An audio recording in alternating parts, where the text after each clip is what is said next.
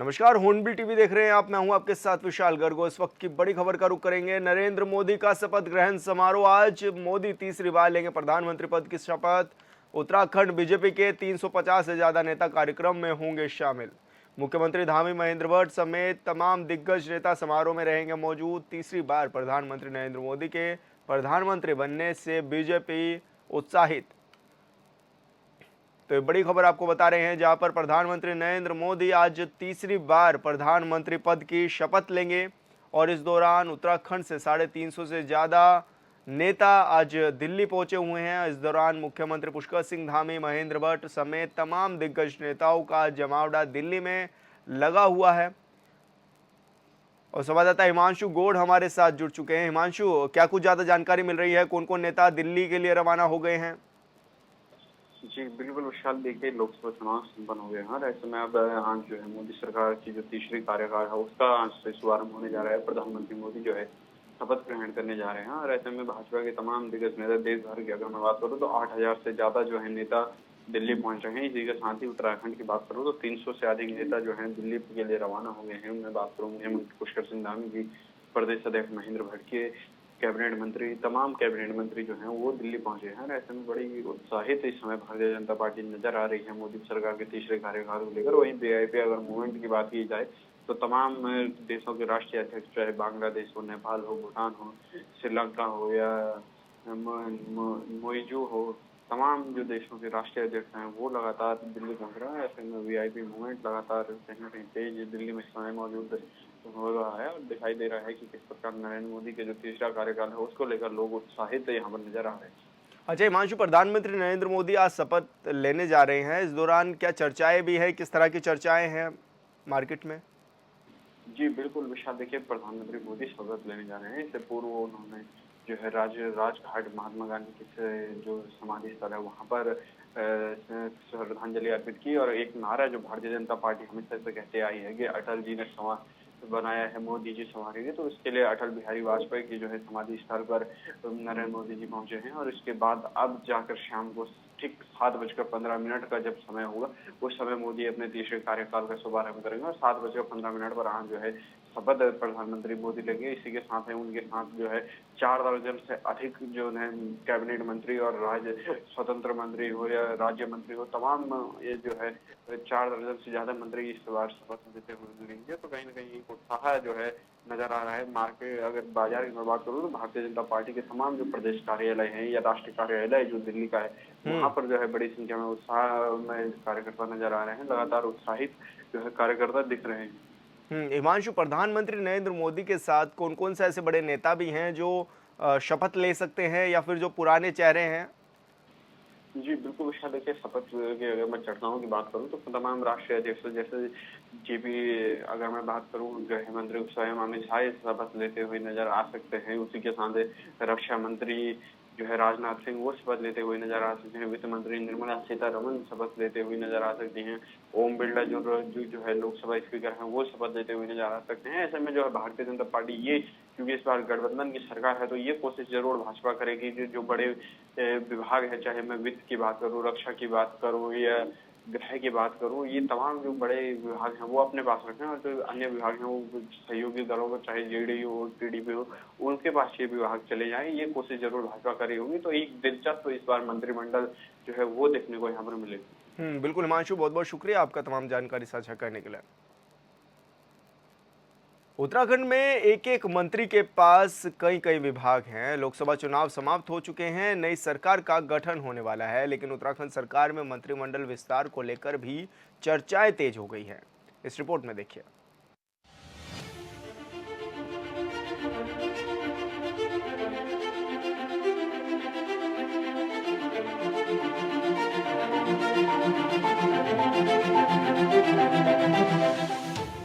देश भर में लोकसभा चुनाव खत्म होने के बाद उत्तराखंड में एक बार फिर मंत्रिमंडल विस्तार को लेकर सुगबुगाहट तेज हो गई है। धामी मंत्रिमंडल विस्तार को लेकर समय समय पर चर्चाएं तेज होती हैं और अभी एक बार फिर से कयास लगाया जा रहा है कि मोदी सरकार गठबंधन के बाद अब धामी सरकार के मंत्रियों के रिक्त पदों को भी भरा जाएगा। 2022 के विधानसभा चुनाव जीतने के बाद धामी सरकार के मंत्रिमंडल में अब कैबिनेट मंत्रियों को जगह दी गई थी, लेकिन कैबिनेट मंत्री चंदन रामदास के निधन के बाद एक और पद खाली हो गया था, जिसे मिलाकर अब धामी कैबिनेट में 4 पद रिक्त पड़े हैं।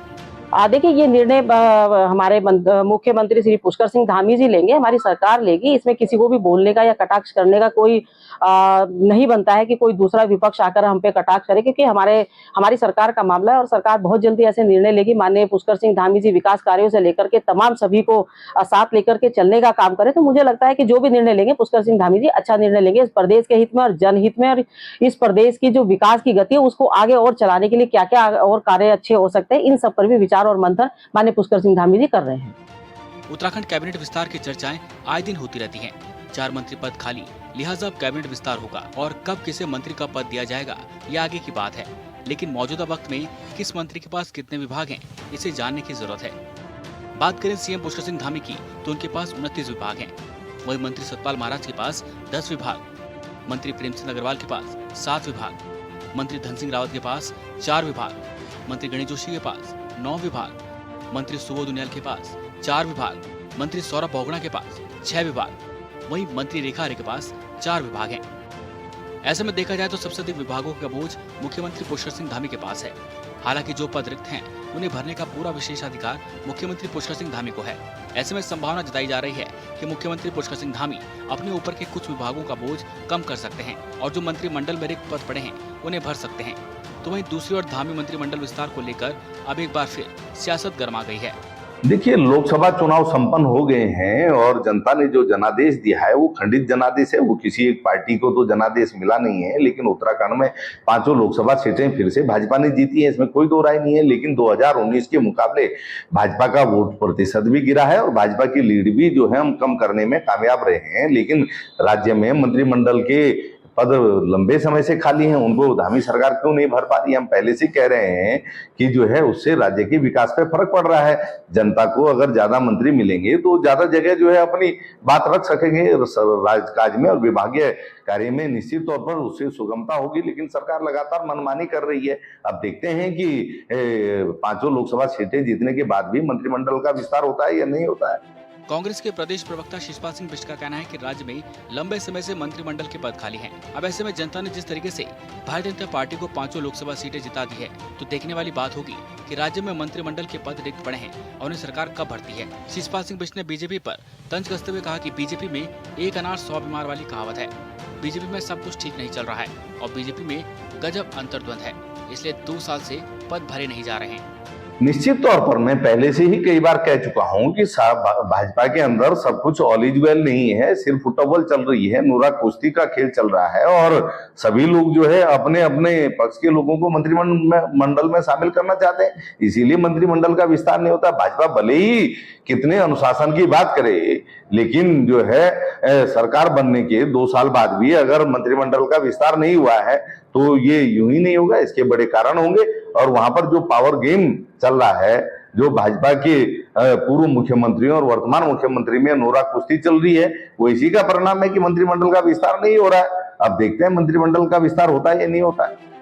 वहीं कांग्रेस के बयान पर बीजेपी ने पलटवार किया है। वहीं बीजेपी के प्रदेश प्रवक्ता कमलेश नमन ने कहा है कि वे मुख्यमंत्री पुष्कर सिंह धामी और हमारी सरकार का आपसी मामला है।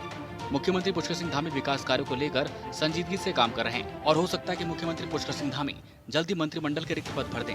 कमलेश नमन ने कहा कि जनता ने इस बार भी कांग्रेस को 5 लोकसभा सीटें हराई है, उनको लेकर चिंतन मंथन करना चाहिए और हमारी सरकार के बारे में कांग्रेस को नहीं सोचना चाहिए। कांग्रेस को क्यों चिंता होने लगी भारतीय जनता पार्टी की? कांग्रेस को अपनी चिंता करनी चाहिए, अपने ऊपर मंथन करना चाहिए। 5 की 5 लोकसभा सीट भारतीय जनता पार्टी की झोली में आई है। अगर इससे भी कांग्रेस सबक नहीं ले रही और भारतीय जनता पार्टी की सरकार के ऊपर बात करी, तो मुझे लगता है कि इससे ज्यादा छोटी बात कोई हो नहीं सकती। जो कांग्रेस की मानसिकता है वो केवल आरोपों पर ही निर्भर करती है। वो हमारा मंतव्य होगा, हमारी सरकार का निर्णय होगा, वो क्या करेंगे क्या नहीं करेंगे। पुष्कर सिंह धामी जी प्रदेश हित में और तमाम जन हित में जो भी निर्णय लेंगे बहुत अच्छे निर्णय लेंगे। हमारी चिंता करने की उनको आवश्यकता नहीं कि कैबिनेट में कौन होगा और कौन नहीं होगा। वो निर्णय हमारी सरकार लेने वाली है, ना कि कांग्रेस लेने वाली है। उत्तराखंड में धामी सरकार में मंत्रिमंडल के रिक्त पड़े पदों को लेकर एक बार फिर सुगबुगाहट तेज हो गई है।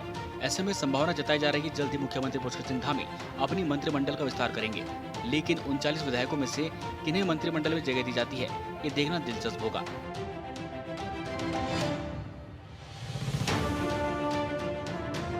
Bureau report, hornbill TV.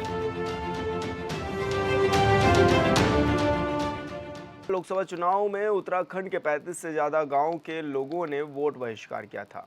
ग्रामीणों की अलग अलग मांग थी कि जिसे सालों बाद भी पूरा नहीं किया गया था, लिहाजा लोगों में भारी आक्रोश था। एक बार फिर से प्रदेश में निकाय चुनाव होने वाले हैं और अभी से ही वोट बहिष्कार की खबरें सामने आने लगी हैं। इस रिपोर्ट में देखिए।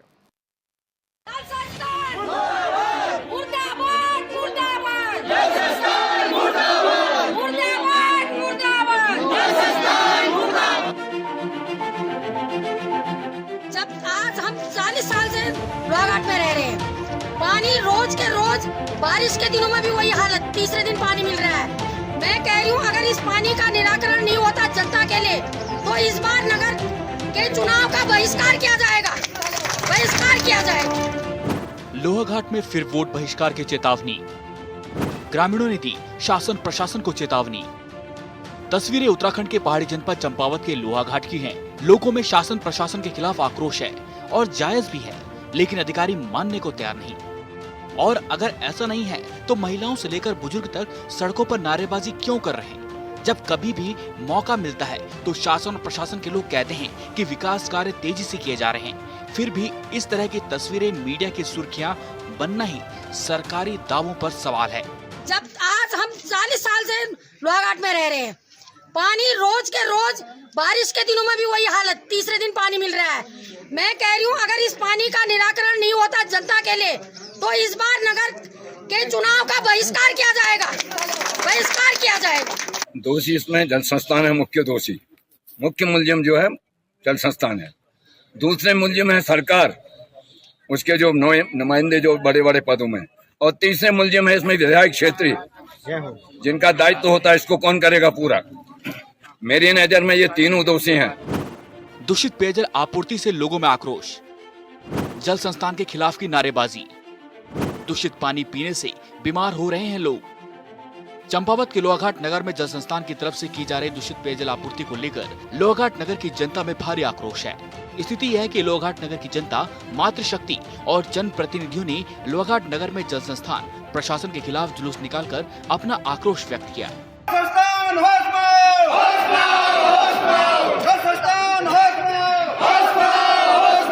जुलूस नेहरू पार्क से एसडीएम कार्यालय पहुंचा और जल संस्थान के खिलाफ जमकर नारेबाजी की। इतना ही नहीं, जल संस्थान के अधिकारियों से शुद्ध पेयजल देने की मांग की गई। लोगों का कहना है कि हजारों रुपए के बिल देते हैं, इसके बावजूद भी उन्हें दूषित पेयजल उपलब्ध कराया जा रहा है, जिस कारण नगर में पीलिया, टाइफाइड जैसी बीमारी फैल चुकी है। 30 वर्ष से लोहाघाट नगर की पेयजल स्थिति बड़ी दयनीय स्थिति बनी हुई है और जो अभी पानी मिल रहा था बड़ा गंदा पानी, बदबूदार पानी, और इस पानी से लोगों को चर्म रोग के साथ साथ पीलिया, टाइफाइड, अन्य रोगों से ग्रसित हो रहे हैं लोग। और जितने भी हमारे नगर में छोटे छोटे बच्चे हैं, सब बच्चों को पीलिया, पेट की बीमारियां हो रही हैं। और डॉक्टरों का भी कहना है कि जब तक पानी सही नहीं होता तब तक ये रोग बढ़ते रहेंगे। इसी को देखते हुए समस्त नगरवासियों का जन आक्रोश आज सड़कों में देखा गया और वहाँ से लेकर के एसडीएम कार्यालय तक जुलूस के रूप में और यहाँ ज्ञापन के माध्यम से सभी लोगों को एक ही सुर में एक ही मांग थी कि हमें साफ पानी दो। और उसके साथ ही साथ सर्व पेयजल लिफ्ट पेयजल योजना जब तक नहीं बनती है तब तक लोगों को कोई समाधान होने की उम्मीद नहीं है। और आज जल संस्थान के एक्शन साहब और अन्य कर्मचारी कल आए थे, उनसे सब लोगों का यही कहना है कि जो भी पानी दे रहे हैं आप, कितना भी दे रहे हैं, साफ पानी दो जिससे कि लोगों को बीमारी ना हो। और रूटीन तौर पर जो भी टैंक हैं आपके, जो भी नलकूप हैं, उनके रूटीन तौर पर सफाई हो। और सफाई के साथ साथ कैलोरीन और जो फिटकरी होती है उसका डेली पानी में डाला जाए जिससे पानी साफ हो। समस्याओं के लिए शासन प्रशासन जिम्मेदार, समस्याओं पर अधिशासी अभियंता की सफाई, नियमित रूप से पानी टंकी की होगी सफाई। जल संस्थान के अधिशासी अभियंता बिलाल यूनुस का कहना है कि अब नियमित रूप से टैंकों की सफाई की जाएगी, दवाइयों का छिड़काव किया जाएगा। उन्होंने कहा कि जल संस्थान जनता को शुद्ध पेयजल उपलब्ध कराने की पूरी कोशिश करेगा, साथ ही अवैध कनेक्शन पर जल्द कार्रवाई की जाएगी। इस दौरान लोगों ने सरयू लिफ्ट पेयजल योजना निर्माण की मांग उठाई और नगर निकाय चुनाव बहिष्कार की धमकी तक दे डाली। इस दौरान लोगों ने कहा कि इस समस्या के लिए सरकार, शासन और स्थानीय जनप्रतिनिधि, स्थानीय विधायक जिम्मेदार हैं। अभी पहले ऑलरेडी डिस्कशन हो चुका है। जो यहाँ पर जो मेन जो मुख्य प्रॉब्लम आई वो गंदे पानी की आई, तो उसके लिए हमने ये किया है कि हम एक संयुक्त टीम बनाएंगे स्वास्थ्य विभाग के साथ, उसका रेगुलर सैंपलिंग करेंगे, पर डे बेसिस पे हम इसकी मॉनिटरिंग करेंगे। कहीं पर भी हमें लगेगा कि वाटर की क्वालिटी जो है वो पोर्टेबल नहीं है मानक के अनुसार, तो हम तुरंत उसे सप्लाई को रोकते हुए उसका जो उपचार हम करेंगे। उसके अलावा जो हमारे जो जितने टैंक हैं उनकी रेगुलर सफाई करने का उसका रोस्टर जारी किया है हमने, उसके अनुसार हम इंश्योर करेंगे इसकी प्रॉपर क्लीनिंग हो, इस हिसाब से हम इसके डिस्ट्रीब्यूशन में इंश्योर। सरयू लिफ्ट पेयजल योजना निर्माण की मांग, मुख्यमंत्री पुष्कर सिंह धामी ने की थी घोषणा। एसडीएम ने कहा शासन को भेज दी गई डीपीआर। प्रदर्शनकारी लोगों ने कहा कि जब मुख्यमंत्री दौरे पर आए थे तब सरयू लिफ्ट पेयजल योजना निर्माण की घोषणा की थी। इसके बावजूद भी अभी तक योजना की डीपीआर तक नहीं बन पाई है। लोहाघाट के लिए पेयजल के स्थायी समाधान का एक ही उपाय है, सरयू लिफ्ट पेयजल योजना। एसडीएम लोहाघाट रिंकू बिष्ट ने कहा कि जल संस्थान के अधिकारियों को कड़े निर्देश दिए गए हैं कि जनता को शुद्ध पेयजल उपलब्ध कराया जाए, समय समय पर टैंकों की सफाई और दवा का छिड़काव किया जाए। लापरवाही बरतने वाले अधिकारी के खिलाफ कड़ी कार्रवाई की जाएगी। उन्होंने कहा कि सरयू लिफ्ट योजना की डीपीआर शासन को भेज दी गई है, जिसमें 1-2 स्थान पर आपत्ति लगी है। जल्द ही उनका निस्तारण कर दिया जाएगा। दीर्घकालीन योजना के तहत में हमारे द्वारा जो सरयू लिफ्ट योजना बनाई गई है, इसमें माननीय मुख्यमंत्री जी द्वारा जब 11 फरवरी को यहाँ संयुक्त कार्यक्रम किया गया था तो उसमें घोषणा की गई है।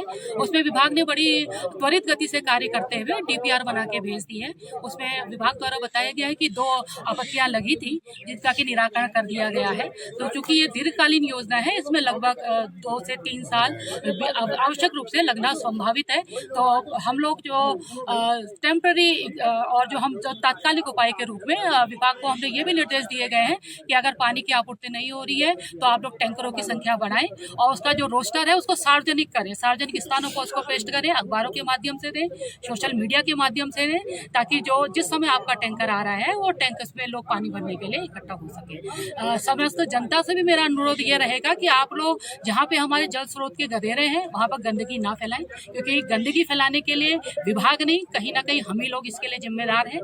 प्रशासनिक मशीनरी भी अपना पूरा काम करेगी, पर आप लोगों का भी उतना दायित्व बनता है क्योंकि उसी पानी को हमने पीना है। तो फिल्ट्रेशन में विभाग पर अतिरिक्त दबाव भी पड़ता है। तो हमारी भी ये जिम्मेदारी, एक नैतिक जिम्मेदारी है कि हम विभाग के साथ में जो पानी को दूषित होने से बचाएं। लापरवाही बरतने पर कड़ी कार्रवाई की मांग, सोलर हेडपंपों की बढ़ाई जाएगी अब संख्या।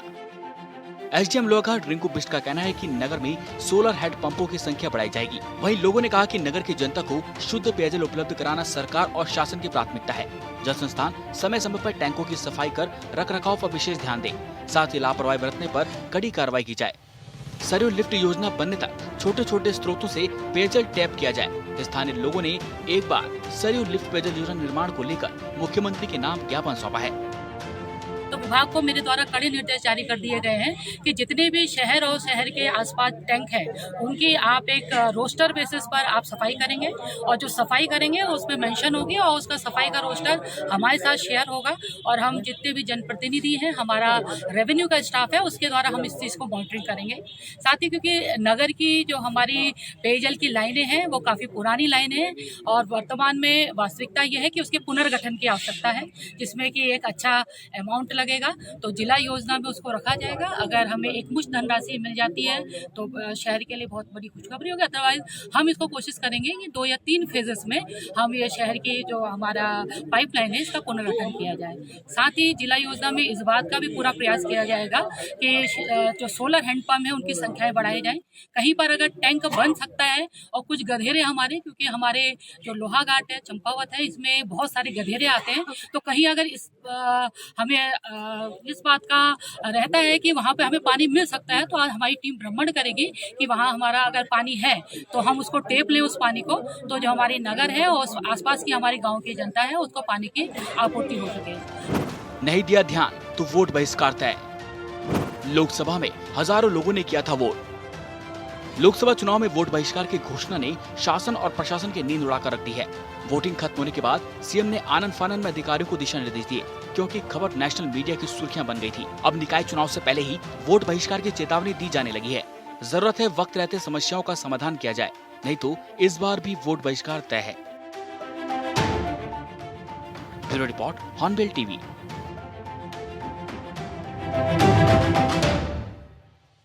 लोकसभा चुनाव में कांग्रेस और दूसरे दलों से बीजेपी में शामिल हुए नेताओं के कार्य समीक्षा की जाएगी। बीजेपी के वरिष्ठ नेता ज्योति प्रसाद गैरोला का कहना है कि तीसरी बार उत्तराखंड से बीजेपी ने 5 सीटें जीती हैं। उसके बावजूद हम हर एक चुनावी गतिविधियों की समीक्षा करेंगे और जिन भी पार्टी पदाधिकारियों और कार्यकर्ताओं ने लोकसभा चुनाव में बेहतर कार्य किया है उन्हें सम्मानित भी करेंगे।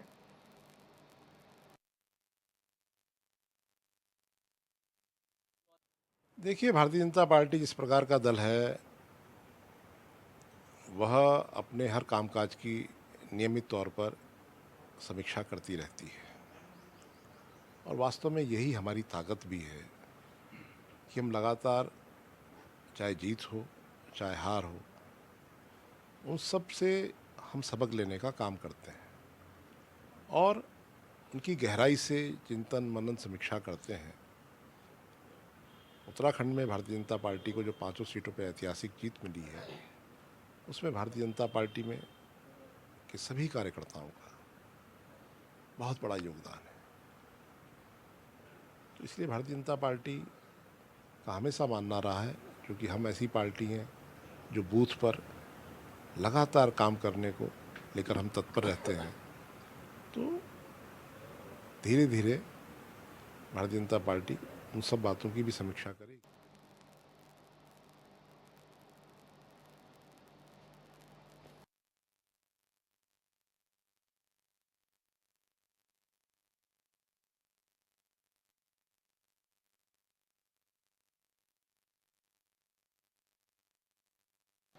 उत्तरकाशी में किसी जमाने में ऊन के कपड़ों की बड़ी डिमांड होती थी, पर सरकार की उदासीनता के चलते ये अब सीमित हो गया है। भेड़ पालकों का कहना है कि सरकार तक की पहुंच है, उन्हें तो कागजों में लाभ मिल रहा है, पर जो दिन रात भेड़ों के साथ जंगलों में रहते हैं उनसे कभी फॉरेस्ट के नाम पर तो कभी इको सेंसिटिव जोन के नाम पर दोगुना पैसे वसूल लिए जा रहे हैं। साथ ही ऊन बेचने के लिए भी खरीदार मिलना बहुत मुश्किल हो रहा है। ऐसे में वो व्यवसाय को छोड़ने पर मजबूर हैं। की तो सर क्या होनी है, ये है मौसम घूम रहा है, बारिश होने की पूरी संभावना है। अब हम टेंट लगाएंगे, फिर उसके सारे जो है रात का गुजारेंगे। ये पशु बाहर खुले में रहेंगे। कितना फायदा पहले में अब में कितना अंतर है जो इस धंधे में? फायदा नुकसान तो अब ये है कि कुछ प्रकृति पे निर्भर करता है। अब जब बेरोजगारी में युवाओं को करना नहीं तो क्या करना। अब जिनका अपना है उन्होंने तो अपना दिनचर्या इसी के पीछे चलाना है। बाप दादाओं से चल के आया है तो इसको चलाने में नुकसान भी नहीं है एक तरफ से। ऊन कितना बिकता है आपका? ऊन से जो है ज़्यादा घाटा हो गया। ऊन जो है सर्दी की ऊन बिकती ही नहीं है, बिकती है तो 20 रुपये किलो। क्या मान्य रखता है 20 रुपये किलो? 25 रुपये जो है ऊन काटने वाला लेता है एक बेड़ी का। और फिलहाल इस बुलेटिन में इतना ही। आप देखते रहिए हॉर्नबिल टीवी। नमस्कार।